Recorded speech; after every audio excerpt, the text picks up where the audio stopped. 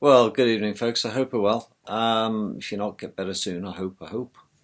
Work on it. Work with me. Work with me. Look into my eyes. Get better. We need you. Um, well, where to start? Um, so many things to say in so little time, quite frankly. Uh, I think that it's rather strange. It's very true about life, I think, if we're talking philosophically. Um, that it didn't dawn on me really until quite late in life. I was a late developer, it seems. Well, certainly on this point I was anyway. That we live in a world of smoke and mirrors. It's all smoke and mirrors, isn't it? Because one thing that brought it home to me once is that some years back now was that I do remember my childhood reasonably well. It's the things I did yesterday I have a problem remembering. I know it's strange, isn't it? My short-term memory is pretty crap. As for knowing what day of the week it is or what month I'm in, I really have to look on my computer because I don't commit these sort of things to memory. Whether I don't think they're that important to commit to memory, or my passive ability of just hearing things and dumping them into my memory bank seems to have deserted me. But I can certainly remember to the finest detail my childhood all the way up to being an adult. And I suppose it's the way our brain makes memory. There's been plenty of theories about how our brain makes memory. Because there's one thing for certain, and you can take this to the bank, is that everything that's ever happened to you or your body has experienced is locked in your brain somewhere. It's locked. It hasn't buggered off like a fart in the wind. It truly isn't. It's still in there. You just have a problem. You see, everybody has a perfect memory in the true sense that everything that happens to you, your experiences, etc., is recorded. So that memory bank is pretty good. It's nobody's managed to fill their memory bank to its extreme. Our ability to store information is, well, it's untapped, quite frankly. We're knocking around in about 10% of our mental abilities, our true mental abilities. And we are, like I used to get at school, could do better. Yes, I used to get that in my homework quite a lot. Doesn't apply himself. Too busy talking. Yeah. But no, I assure you, you've got a perfect memory in the form of storage, and that's what memory is, isn't it? The problem is lots of us have shit recall. So, it's nice to have a balance, brilliant recall and brilliant memory, and there are people like this. They're called protégés, these people. Memory man. And there are ways we can train ourselves, aren't there? And I do admire people who can sit there and memorize all sorts of stuff. And my father was like this. He used to be able to just read a few things and that was it, committed to memory. And you ask him a few months later, he'd know it almost verbatim. Could reel it off almost as it's been written, for quite phenomenal skill. And it's a skill he worked on. And we must work on this ability to remember things. So this is why we must keep ourselves mentally active, not just mental.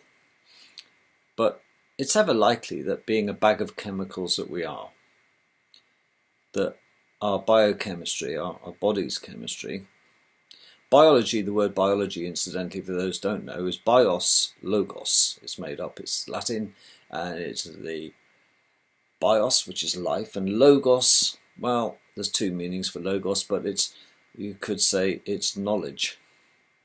Bios, logos, the knowledge of life, biology, and the same with chemistry, okay, and things like that. Anything with an ology, he's got an ology, he must be clever. Yes, ology just simply means knowledge or the study of. Bios, logos is the study of biology, of life. But we all have this ability, folks, and nobody has been able to fill their brain up. We do fill it up with such trash though, don't we? But I do remember Mr. Memory Man on television when I used to watch television, and they were party tricks, because most of us, it's such a novelty to remember things and commit things. We don't. We you know, it's like a number of times, now it's something I've developed a bit of a habit for, and I'm terribly guilty, I confess, Your Honour, is that I'll look at a clock on the wall, a standard analogue clock, not a digital one, and then I'll, the second or so later, I'll look up again because I forgot, I haven't even taken note of what I looked at. I'm too preoccupied thinking about other things. I think, what's the time? And I look and it'll be something like 10 to 2, and I have to look again just to confirm. You know, how sad is that? I've looked at my watch. Oh yeah, okay, it's 7:05. In about a minute's time, I might have a look at my watch, because I want to know what the time is. Well, I've only seen it 5 minutes ago. Nothing changes much, does it? And this is, I'm thinking, dementia. But no, this is a habitual thing. It's a habit. But when I talk about living in a world of smoke and mirrors, I do remember watching television in my younger days, and I've never been a hero worshipper, not really. I think there are other sad people that is my hero. I don't have any heroes. I don't have any role models. My parents are my role models, and my siblings, quite frankly. And well, such as they are, I think I'm my own person, and you develop into your own personality by the environment. We know, don't we now, that is our environment will dictate for the most part the type of person you become. And I used to watch TV, black and white as well. And I had some really people. I used to love these people like Magnus Pyke, who was, he was like a mad professor on telly, but he was always doing some science experiments on TV in black and white, I remember. And I loved this. It was fascinating to me. Because even as a kid, you know, I used to love chemistry and physics and this sort of thing. And he used to do all these experiments. And then we had the guy, Patrick, whose surname escapes me for the moment, the astronomer, you know, the one with a blinky eye. If you look at Jupiter and Mars, you know, he used to talk like this, and a mad professor type, and yeah, he was wonderful. But then you see people like Blue Peter. On Blue Peter, we used to, in the UK anyway, have this kids program, rush home from school, stick it on, it's nearly 4:30, 5 o'clock, you know. It's Blue Peter, and there's John Noakes and Valerie Singleton, to name a couple that I remember. And they had Petra, the dog, this lovely collie. And they're all doing all sorts of things. And yes, we're on the scene with John Noakes, and Petra's out there, and Peter Purvis was the other one, and Valerie Singleton. Peter Pervert, we used to call him. And you think, well, they're dynamic, they're younger. Yeah, everything's, you know, this was the late 70s, early 70s, I beg your pardon. And it was great. And this was harmless TV, quite frankly. And that's what I was allowed to watch. Nothing sharp edges, not with me around. And then, you see the pop stars. Oh, goodness me. Who were the pop stars when I was younger? It was T-Rex. Wow, man, they were, you know, we had Status Quo in the early days. Oh, God, The Wizard. There was another pop group, some of the American ones coming over here. We had the Beatles. I remember, yes. And, oh, God, who are the others? Dare I say I don't really want to say his word, really. Rolf Harris. You know, Tie Your Kangaroo Down, Sport. This was top of the pops, and guess who was in the show? Jimmy Savile. You know, the satanic paedophile murdering necrophiliac that he is, or was. And we idolise these people. We think, oh God, look, you know. But then what happens is you grow older, and life moves on, doesn't it? And they disappear off the scene. They go all quiet, like all the pop stars do. It's a bit like a moth, you know. In the light they're there, and then eventually they just fade away to nothing. And then you see them 25 years later maybe, and you look at them, you think, Jesus, is that him? Look on earth, what on earth has happened to that human being? Look at the state of these people. And you can see it in America, even now when you watch YouTube, you know, that people are busking in the streets. And an example I would probably give you is somebody was busking in Scotland, singing Maggie May or something. Wake Up Maggie, I think I've got something to say to you. Great song. Rod Stewart. I remember Rod Stewart. And Billy Connolly, the big one. And then you see them now. Well, Billy Connolly's got Alzheimer's, sadly, dementia, bad case. It'll kill him in the end. And then you see Rod Stewart, and they look like a bag of shit, don't they, quite frankly? With all their money and all their talent.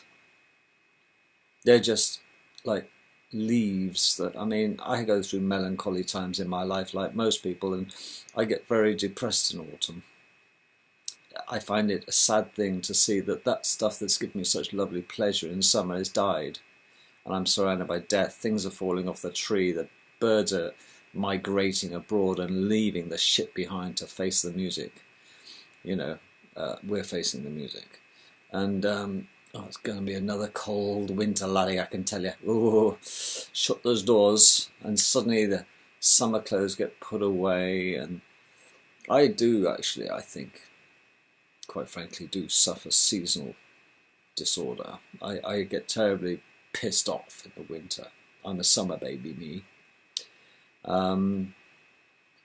But I do find it a sad time, but it's even sadder when we get to the autumn time of our lives, I suppose. Well, I'm in the autumn time of my life, but I see people who are just in the deep midwinter of theirs, and I look at them and I think, bloody hell. I mean, all the people I used to admire as a child now are falling to bits or dropping off the perch. And it wakes you up. You think, God, you know. And we all think we're immune to this, but every day, we lose millions of our body cells. We're falling to bits ourselves, but it's such a slow process. It's like watching an apple, fresh green apple. You have it for a week in the house and it's gone a little bit off. You couldn't sense it. It's so subliminal and subtle. It's like, you know, don't watch it for, you know, if you watch it all the time, nothing will happen. You take your eyes off it, it gives up. You know, a banana will suddenly start to go, nice yellow banana, suddenly these brown spots start appearing on the damn things and they shrink. And they're terrible to go off, aren't they, bananas? They're dreadful things. And shouldn't eat too many bananas, too much potassium, not good for you. But they do keep you regular, allegedly.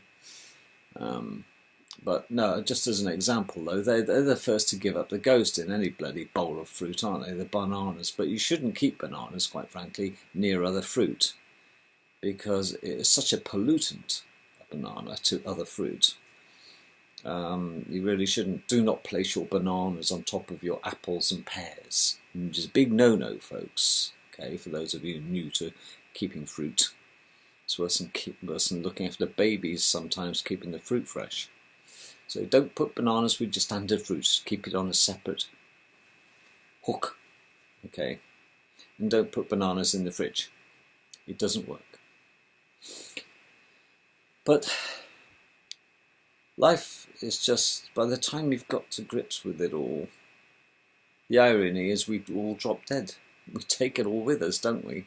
Yes, well, we can't take our money and things, can we? But we take what's left of us. At least that's fair. It's my brain, and I'm taking it with me, thanks very much. It's my body, you know what I mean? Unless you donate it to science. And I've always been a bit weird about that, because I get these kidney donor cards coming through the post all the time. And I'm thinking, well, I am conscious, because I have, you know, working in the medical world. I know people who could do with a kidney or two. I know someone whose baby got, you know, liver cirrhosis or liver cancer or whatever, maybe they've come off the pop and suddenly, it's too late to quit. You may as well carry on drinking because you're going to die anyway because your liver's gone. I often think, well, do I or don't I become a donor? That's always the big question. To donate or not to donate, that is the question. And the fear I have is that they would rip it out of me. They wouldn't do their best to save me, because they want the stuff, But there's certain things I won't donate. And I know it sounds churlish and silly, and very childish, really. Because when you're dead, you're a lump of meat, and your soul has moved on. All you leave behind is a vessel, isn't it? It's this thing we call our bodysuit. I know, I get it. And I'm not being a hypocrite about it. I get it. So I think, well, do I donate my corneas? Well, my corneas are really special for me, and same as for you, I suppose, because you can, I need them to see, thanks very much, while I'm still kicking at least. But then you have a worry. You think, well, okay, so I'm going to give my kidneys away. I don't mind. There's plenty of kids and adults who will do well. Maybe they'll have a kidney each, or maybe they'll put somebody's in total renal failure, and they'll bung a pair in off me, and they'll be quite good nick because I don't drink alcohol, and my liver's okay, and I drink a lot of fluids, and I think my liver and kidneys probably going to be looking as new when I drop when I meet my maker, and they can have them, It doesn't pay my gas bill anymore, but in the meantime I need them. But I often wonder what things would I find unacceptable, because I confess, I've seen a harvest where you get a cadaver, a dead body, somebody who's basically said, okay, when I'm gone, just do what you want, have what you want. I've seen that, and it's like watching these surgeons all hanging around. You've got the urologists waiting for the kidneys, you've got the general surgeons waiting for the liver, and yada yada yada, and the ophthalmologists are waiting with their microscopes and knives to whip off with their little cornea. They pop out your eye just by putting like a cake press down and spinning this circular blade thing over your cornea. There's too much information, I don't know. And they pop your corneas off, and they'll give them to somebody who's got corneal ulcers so they can see, maybe. Well, giving somebody sight back again is wonderful. That's a nice thing to do. But then I think, what if I get reborn with a disability? Like, I could be born with being blind, and it was something I did in my past life. I had something valuable, and I gave it away, and so he obviously doesn't want this time. He didn't use it. He gave his eyes away last time. Let's give it. We'll build another one. We'll save on the eyes because he didn't want it last time. And what would happen with that then? That mean I'm going to be born with one kidney, or a dysfunctional one, or a pair of dysfunctional ones, or a dodgy liver? I can't give my heart away, sadly, because it's got a couple of stents in it. But and the same with my lung. I had a misfortune of being shot. Yes, truly. And one of my lungs is actually stuck to the wall of my chest. I can't give my lungs away. Not that I would. I don't think it's. But there are plenty of people who would love a heart-lung transplant in one go. Zap! There you go. You've got a new heart and lungs. There's plenty of people that need that at Papworth Hospital in Cambridge, for example. Can't actually hold their hand up to a cup of tea without getting breathless. Isn't that sad? It all takes energy,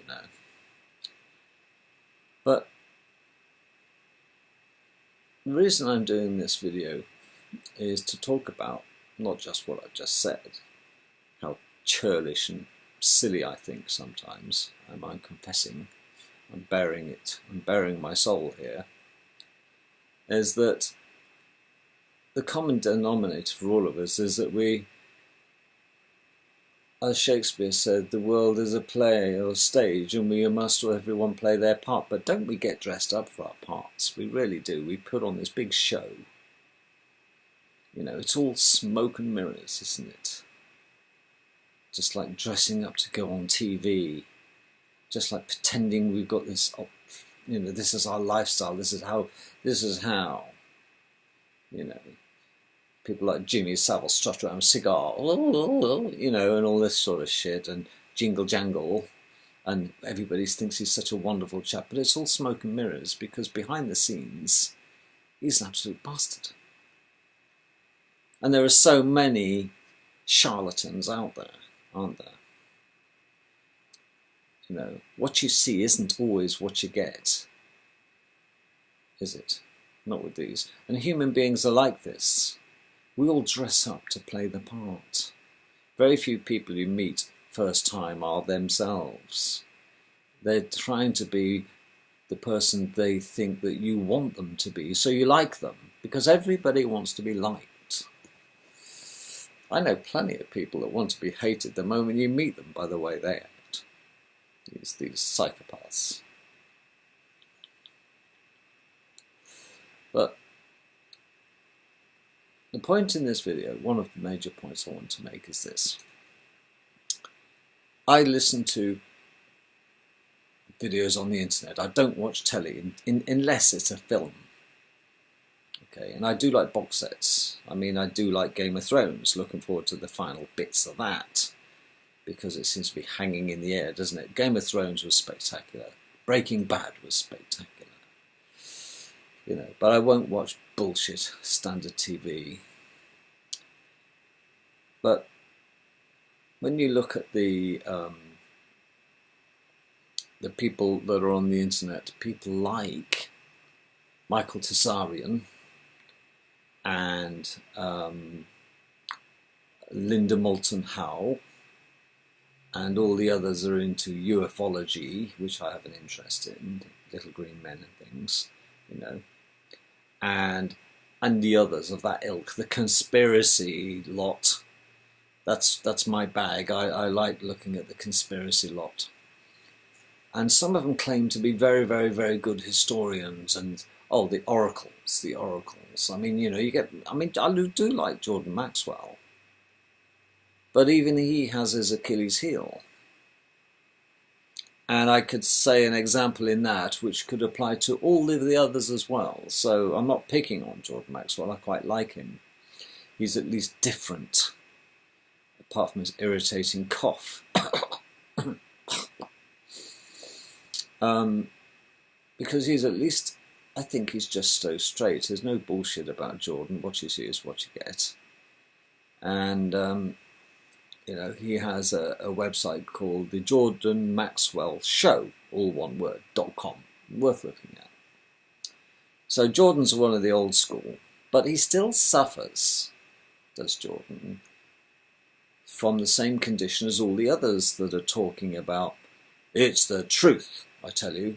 This is the way it has been and was, and this is what, you know, these are claiming to be ancient historians about, you know, the beginning, there was the beginning, there was light, and all this shit. Yeah, okay, but you've got to be careful that you separate the wheat from the chaff, the bullshit from the facts. And some of them let the side down quite badly, but we have to grasp that sometimes they do repeat themselves. You know, because they're after a new audience, an ever-evolving audience, but the thing is, the audience that they see next week will be the same they see this week, because people subscribe, you see, and they come back, and they just don't want to hear it again, thanks. You know, because you won't always agree with everything they say, because you're savvy, you're a bit switched on, you're not exactly rank virgin in the world of conspiracy. You might know something. I certainly guarantee I know certain things that Jordan Maxwell would love to know, and he knows lots of things I'd love to know, but he ain't going to tell him, and I'm not going to tell him either. He's not going to tell me. I got my little secrets. But I'm not going to bullshit people. If I don't know, I don't know, and that's it. I have no embarrassment in saying I don't know. You know, the embarrassment is saying you do know and then proving that you don't to other people who do know. Because then you look a fool, because you look like a bullshit artist. And yet there are so many of them out there. And there has been a rise of people interviewing people like Jordan Maxwell and Michael Tsarian and Linda Moulton Howe, and even David Icke now has made himself available to those in radio shows, live broadcast on YouTube, as partners to talk and interview, and it's quite a nice bit of education, and sometimes. But unfortunately, it's like everything else. If you give people too much rope, they end up hanging themselves or tripping up. And I'll give you an example, and I'm not picking on Jordan Maxwell, but it seems to be a relatively recent thing I can think about. Not too far in the distance. It does me in, does that? Probably forgot about the problem, because if you've got a bad memory, bad recall, everything's new, isn't it? It's a bit like, it's a new day for all those dementia patients out there, and it is. It's such a novelty because they forgot about yesterday. Well, it's the same when you listen to some of these conspiracy lot, but as an example then, best examples I can think. Okay, Jordan Maxwell, yes, he's talking about the fact is that we live in an astrotheological world. We don't, that there is no true gods in the sense that we believe in Muhammad, or the Indian gods, or the gods that we have. Jesus. There was no man called Jesus on this earth that used to roam and doing all the things like, hands-on curing. It doesn't exist. Moses simply, didn't exist. Moses was not Moses. He was certainly not a Hebrew. Well, hang on. Why would you get into a debate arguing what nationality or language that Moses says, having just told me that Moses didn't exist? It's a bit academic, isn't it? It doesn't matter then, does it? Because Jordan Maxwell and others, I'm not just saying Jordan, they're all guilty of this. They'll talk about the history of some ancient person, male or female. Well, of course, yes. Jesus did this. He got 12 disciples, yada, yada, yada, yada, yada. And then they go through the full life history of these people. Oh, yes, and yes, Jesus, it was the Jews who made the decision they wanted Barabbas. It was the Jews who got Jesus crucified on the cross. They're the bastards. Now, I don't have a dog in that race, whether they're Jewish or not, personally. But everybody knows that the big story in the greatest story ever told was that the Jews decided, Caesar washed his hands of the whole affair, so it's over to you. I don't have a gripe with the guy called Jesus, but if you want to crucify him, you decide amongst yourselves. I'm not having anything to do with this. He washed his hands, I think, didn't he? They nailed him to the cross. It was the Jews made that decision because Jesus couldn't show that he was the true Messiah because he wouldn't play ball.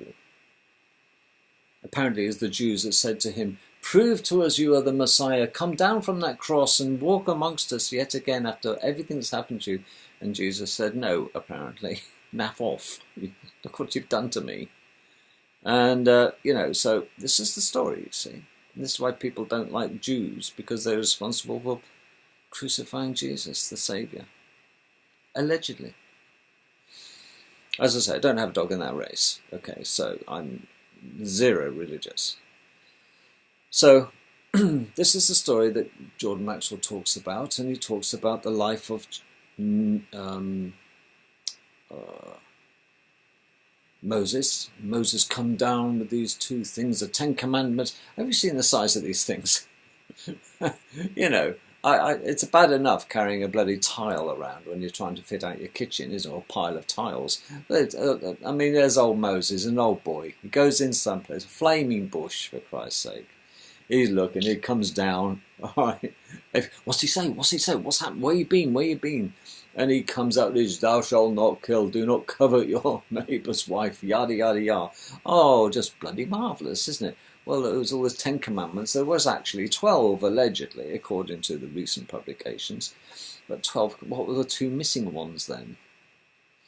You see? Well, there weren't tablets, apparently. They were, make your mind up. Yeah, I went into the burning bush and come out with the 10 Commandments, didn't he? And parted the Red Sea and all this shit going on. Well, that's fine. And Jordan Maxwell was talking about all this story of Jesus, as they all do. And most of them have got it, on average, they got the same story, okay, because it's written down in the bloody Bible. And then they make a statement that blows it out the water. And you think, bloody hell, did he just say that? What's this statement? But a minute ago, Jordan, after now you've spent 25 minutes of my bloody life forcing me to listen to this diatribe that you've been talking about the greatest story ever told, brackets that didn't ever happen, okay, you then say, but none of this happened, because it doesn't happen, because we live in an astrotheological world. That means everything is governed by the stars and the planets. You see? So that would imply that Jordan Maxwell's not religious whatsoever. And there is no man called Jesus. You see, he's just spent 25 minutes of my life while making me listen to his story of Jesus and how he corrects people's interpretation of the Bible by where they went wrong. Actually, it wasn't 10 commandments, it was 12, and, yada, yada, yada. So 1 minute he's a historian for the Bible, and a very accurate one, allegedly, and then he's a critic of the Bible, but then he says it doesn't really matter, washes his hands, excuse the pun. Like Caesar. But we live in an astrotheological world. For example, he says, he died,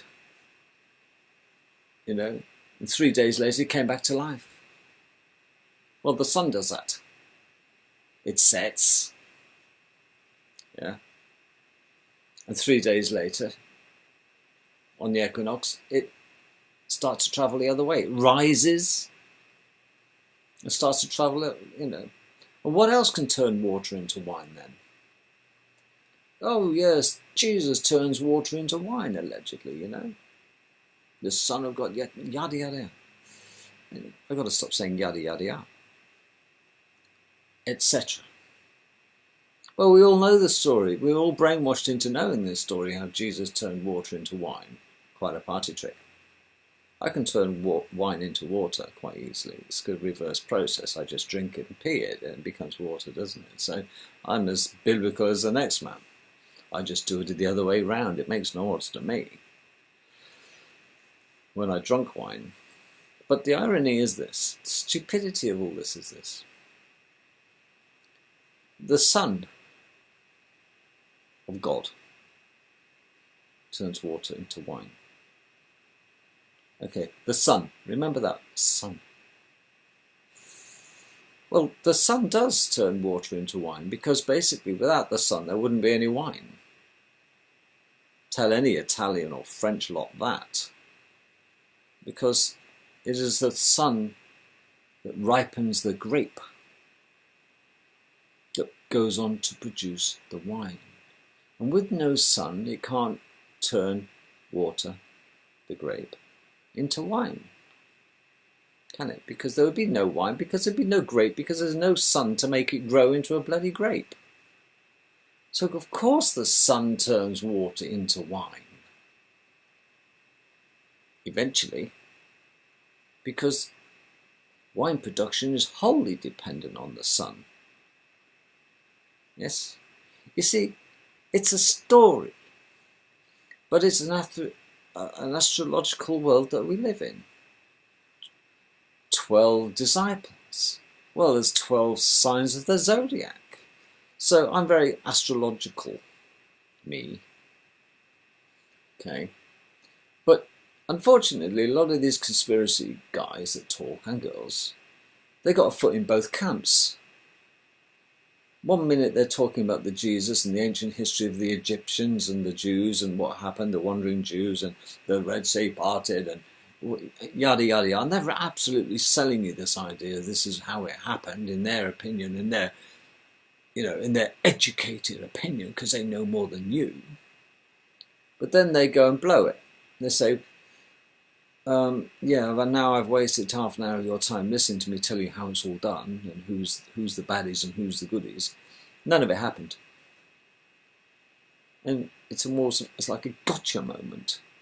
You think, well, why did you contradict yourself? You see, you can't believe both. You can't believe that Jesus, etc., was just a story and didn't exist. Okay, but talk as though you know what it really happened, because there's going to be, like everything. If you got two Jews, you got three opinions. So if you've got 100 people watching the story of Jesus, they'll all interpret it slightly differently. So you've got thousands of opinions. But self-appointed people like Michael Cesarian and all the others that are talking about this stuff, Linda Moulton Howe, to some degree, contradicts herself quite regularly. And even Zachariah Sitchin made huge mistakes. They all make mistakes, and we mustn't take their word for it. Because quite frankly, there's practically that much originality in any of them. They should all go and get a job instead of talking bullshit, for the majority of them. That's what I think. I'm becoming rapidly disillusioned with most of them, because, they've all jumped on this gravy train, haven't they? They're on the speaker circuit. And they all sing from the same hymn sheet, or they all bitch at one another from across stages.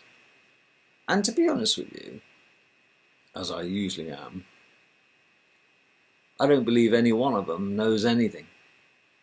It's all conjecture. It's all hearsay. It's all their theory or their take of the whole deal. And then they put their little spin on it. And they do get bitchy towards one another, and they're all hypocrites because they all shake each other's hands at these big get-together conferences. Expos, they call them, don't they? Exposés. And I got tired of this rather quickly now. I really have. I've grown up. I've seen the light. Hallelujah! I've seen the light. But I wouldn't throw the baby out with the bathwater by never seeing them again, because sometimes they come out with a little gem, and they're not even aware that they come out with a little gem. You see, if you're going to tell a lie, or make up bullshit and hide it, you tell it and make it up and place it between two absolute truths. Okay, you see? Then remember that and tell your children and remember and apply it. If you're going to lie, tell it between two truths. Hide it between two truths. It's a bit like yolk in an egg. The yolk is the lie. But you pack it around, the egg white. Yeah. Because then it confuses the enemy, the sucker. Well, I can't tell you it all, but it's in my books and tapes. Or buy my box set DVDs. You see. Because here's the honest answer. Okay. Unless you're in the 1%, or you're in the 1% of the 1%, none of us know dick shit. It's all conjecture. It's all theory. It's all past the parcel Chinese whisper. By the time, if you start off Chinese whisper, for those of you who don't know, we've all been subject to this. It's if you have 100 people in a party, line them up against the wall, don't shoot them, and say to the first one, right, you're going to repeat what I say to the next guy on your right. Okay. Send sixpence, we're going to a dance. And then he'll go, and you go to the end and wait for the answer to come to you, or the statement come to you at number 100. And you say to the person at the end, if you got the last bit, what was the secret 100 people down? Oh, send more troops, we're going to advance. And this is what happens. It gets corrupted. More people see it and talk and repeat, hear and repeat, hear and repeat, because we don't have an eclectic memory. We don't have perfect recall.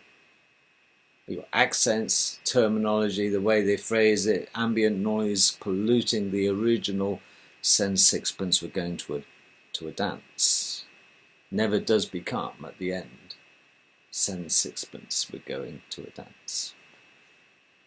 This is the problem with so many people on the gravy train and of self-promoting like crazy and hero worshipped by those who swallow this bullshit. And I find it quite sad that this is happening. And they have the temerity to produce box sets and tapes and videos. And there's nothing original about any of them, quite frankly. Because you know something. Trying to think how to put this. Is the best way. There is nothing new under the sun. Nothing. The only important stuff to really, really, really, really know, you and I will never get to know it. Because the people at the 1% of the 1% are the ones that truly know. Learn to keep their mouths shut. They do say, don't they? Shh, the walls have ears. Dead men tell no tales, you know. They are under absolute strict law and they abide by it. So what you get is people who make a living selling conjecture and bullshit. And we go and buy these things. We go and listen to them. We spend hours listening to these things. And we form an opinion about the life of Jesus Christ. He came down, and every Christmas we have, the Bible story. We used to, before the Muslims put a stop to it in the UK, like we used to have morning assemblies in our schools in the UK. That put a stop to that. Boys and girls now, I'm surprised they're still going through the schools at the same entrances. It's so sad what's happened to our society. Sooner or later, we'll all just be one homogenized mass. That is the agenda. When we see a new dawning on the horizon, in a communist state that's headed for 100 miles an hour. But the point I wanted to make, let's get to the point, was that you can catch people out, and it's very easy to separate those who know and those who think they know. And those who don't know but are trying to bullshit their way through, trying to make new people, new subscribers, new viewers actually believe that they really know what they're talking about. Okay? Because they wouldn't cock up by contradicting themselves. They wouldn't talk about the early life of Jesus Christ and say, well, when people said he did that, he didn't actually, because he did that. And basically, he wasn't Hebrew. It was well, how does he know? He knows because someone else told him, and someone else knows. It's all past the parcel Chinese whisper, and this is the problem with history. Even written history is corrupt. I don't care about the Dead Sea Scrolls and the ancient Sumerian texts. It's open to interpretation, isn't it? Really. There used to be a saying is that the most powerful men, I don't mean to be so sexist, but the most powerful people in the world are interpreters. Diplomatic. It was the diplomatic interpreters that could start a war or stop a war. And you think, nah, they're just interpreters. Well, let me tell you, if you've got two people who don't speak the same language using one common vessel like you, and you understand both sides, but neither of them understand each other, you're quite powerful. Because he could say one thing, yab, yab, yab. And you, okay, I'll tell him. And you turn and you say it to this one, but you don't say what he said. You say what you want to say. You could get, well, we're going to sympathise with you, and we're going to be really nice to your people. We're not going to rip you off again, and we're not going to bomb you. Okay.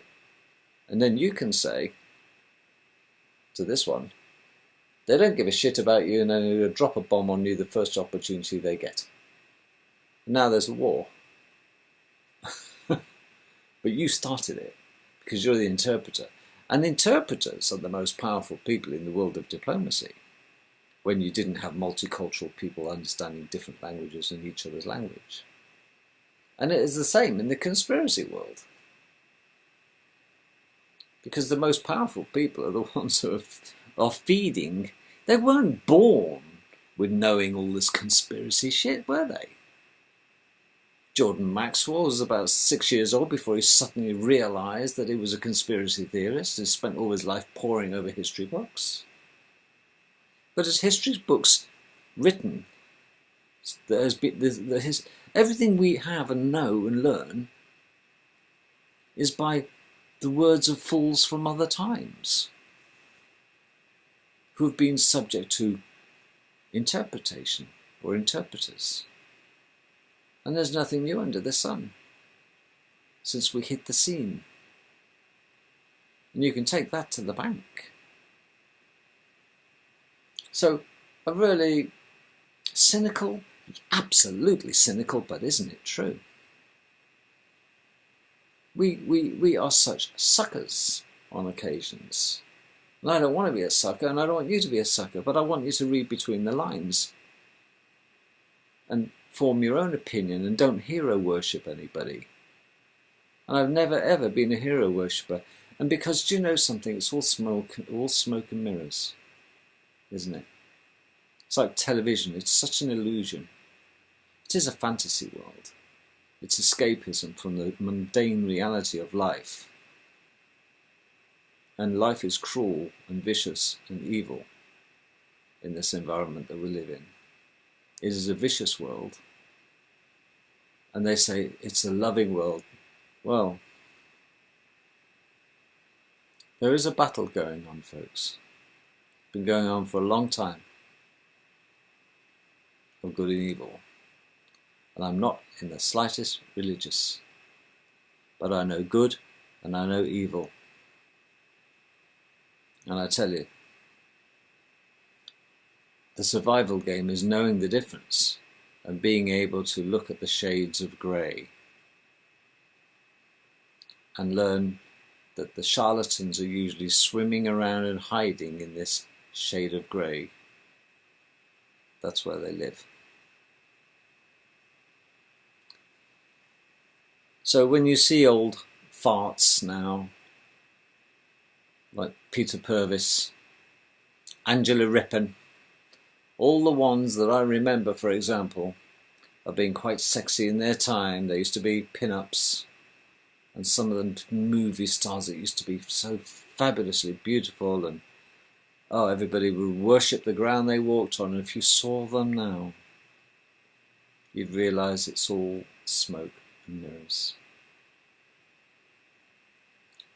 A friend of mine put it beautifully once in closing, when he and I were looking at women, strangely enough. I know, occasionally it has been known. And he pointed out the most beautiful girl, 6'2" she had to be. Absolutely stunning. In a bikini, of all things. And he nudged me. And I said, oh, don't look at that. Isn't she amazing?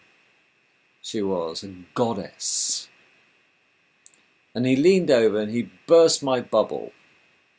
My mate, he said, yeah, I know she is, but you wouldn't believe there's 2.5 kilograms of shit inside it. And that destroyed it. But you know, he's absolutely right, isn't it? It's all packaged nicely, but the core, that's what you got to, what's inside the box, metaphorically. And it's the same with these people we hero worship. I would urge you, let your parents and the ones you love be the heroes you worship. And stop worrying about pop stars and film stars and those charlatans that are professed to be the, the epitome of knowledge in the conspiracy world. They've got all the secrets. They've got nothing. They believe what they're allowed to believe because there are people letting them believe it. And do you know what? They've all got 2.5 kilograms of shit inside them as well. Sorry to be so graphic, but let's open our eyes. Let's breathe that lovely fresh breath and realise we're all the same. Worship no one. If you're going to worship someone, worship those you love, and remember to start with your parents, because without them you wouldn't be here. Love you all. Take care. Catch you tomorrow when I'm perhaps a bit more wide awake. Toodle pip. Thanks for the previous comments. Please subscribe if you haven't done so already. Every little helps. Yes, I could put that on a stone marble and call it a commandment, but well, he never existed, did he? Come on, let's face reality.